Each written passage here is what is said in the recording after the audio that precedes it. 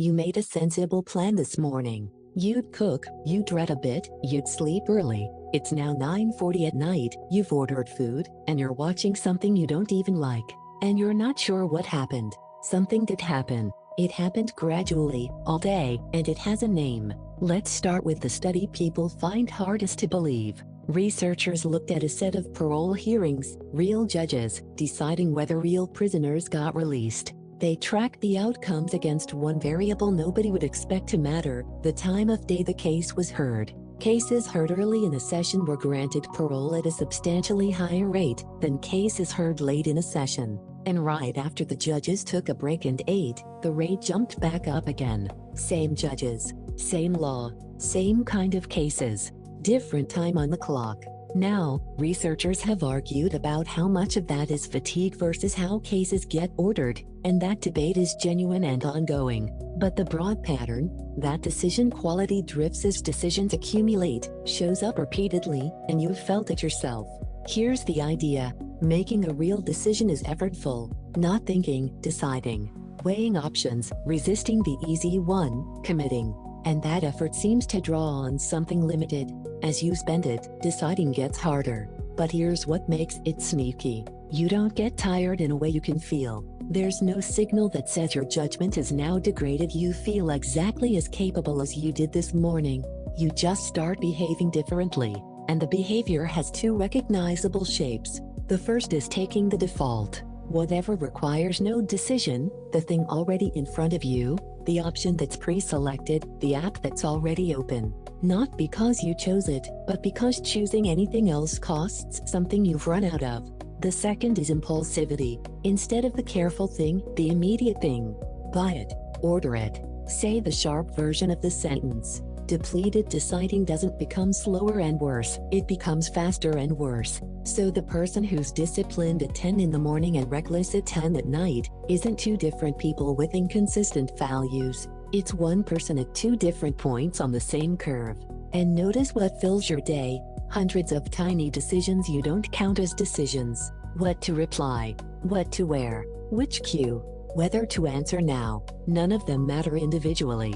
All of them draw on the same account. There's one more pattern worth recognizing, because it's the most expensive one. Depleted people don't just choose badly. They avoid choosing at all. When the account is empty, an unmade decision feels safer than a wrong one, so it gets postponed. And postponing feels like nothing. It doesn't register as a choice, so it doesn't feel costly. But it is one, and it usually gets made later by circumstances instead of by you. That's why so many decisions technically get made at 11 at night, by simply running out of time. Nobody chose to skip the workout. It just got too late. Vikram is a doctor. Long shifts, constant decisions, most of them consequential. He noticed something that bothered him. At work he was careful, deliberate, thorough, the kind of person you'd want deciding things about you. At home, from about 8 o'clock onwards, he was a different person entirely. Short with his family, zero patience for small choices. Someone would ask what he wanted for dinner and he'd feel a flash of genuine irritation at being asked to decide one more thing. He'd been reading it as a character problem. He thought he was becoming unkind. What he was actually doing was spending his entire decision budget on strangers, and arriving home with nothing left for the people he cared about most. Once he saw it that way, the fix wasn't to try harder at being patient. It was to stop his evening from requiring decisions at all. This matters because of how we usually interpret the evening version of ourselves. We treat it as the real one.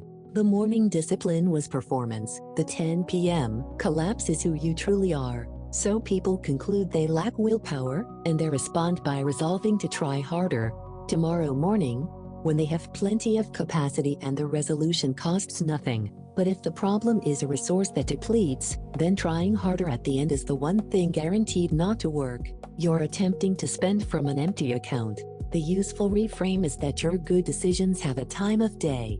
That's not a character flaw, it's a schedule. And schedules can be worked with, which means two moves become obvious. Move important decisions earlier, into the part of the day when you're actually equipped to make them, and remove decisions from the end of the day entirely, so the depleted version of you has as little to do as possible. You're not trying to have more willpower at night. You're trying to need less of it. Here's how to actually apply this. Step 1. Move the real decisions to the morning. Anything that genuinely matters, the difficult message, the financial choice, the hard conversation, get scheduled early.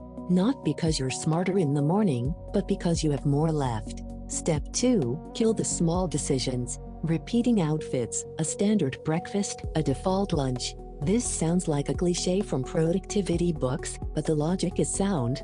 Every trivial decision you delete is capacity that stays available for something that matters. Step 3. Decide tonight what tomorrow you does. Set the plan when you're capable, so the depleted version of you is only following instructions rather than making calls. A written plan is a decision you already spent. Step 4. Change the environment, not the intent. Since depleted people take defaults, change what the default is. Phone in another room. Nothing to snack on in the house. You will take the easy option at 10 p.m., so make the easy option the one you'd actually endorse. Step 5. Treat the break as part of the work.